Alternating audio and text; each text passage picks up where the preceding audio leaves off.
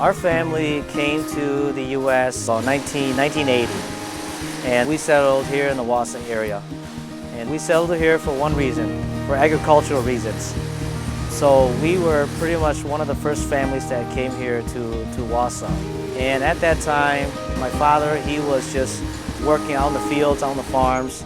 He went to the technical school here in the area, got an associate's degree in machine tooling, and then started working in factories. That's how he got into the workforce. My mother didn't have an education. She mostly stayed home and took care of the children, us. It was very tough for her to get into the workforce because she didn't know any English. Well, that's when my father then started talking among themselves that our wives are struggling. Maybe we ought to start a company of our own. And that's when Ljay business began, and my mother became an employee of the business. The business began in 1989. At that time, it was a group of Hmong community leaders that came together. And what happened then was they wanted to form a company, form a business where we could hire Hmong people into the workforce.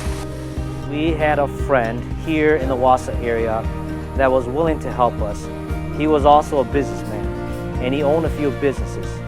And my father and a few Hmong leaders approached him and said, "What can you do to help us out? We like to form our own business, our own company." Well, then what this businessman did, what this friend did, he says, "If you're very serious, I have a few contacts that I can get a hold of." He went to Weinbrenner Shoe Company, which happened to be in our backyard. So he approached Weinbrenner Shoe Company. He was friends with the Weinbrenner people. He said to Weinbrenner, "I have these Hmong people. They're good at sewing. Do you have an opportunity for them to help make your products?" Weinbrenner says, "Sure, if they're willing to sew, we'll give them a chance, we'll give them an opportunity." That's how this all began. The business has grown and changed tremendously over the years. You know, back in '89, it started with only about 50 pairs of shoes per day.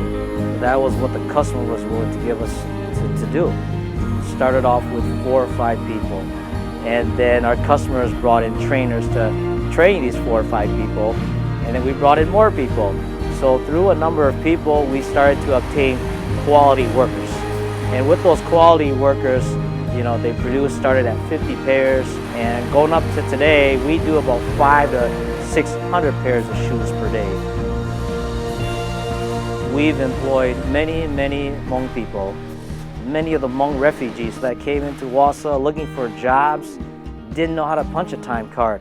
They didn't understand what the working hours were here in the U.S. They didn't understand vacation. They didn't understand holiday pay. We gave them a basis, and we taught them the fundamentals of a working environment.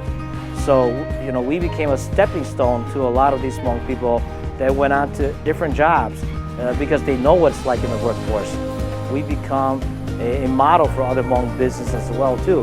Sewing is a skill that a lot of Hmong people have, where they did it in Laos, and now in the U.S., you know, we've started a company now where we do contract sewing. Other businesses have looked at our entity and say, "Hey, maybe we can do something similar to that," and they've started their own business sewing and kind of mimicking or duplicating our process. The chamber, the Wausau Chamber, played a very big part back then to get this company started, and we're very thankful for that.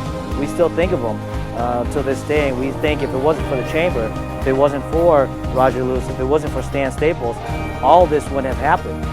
We have a lot of people that said, "You've had your business now for 20 years. How did you do that? How did you get that far?"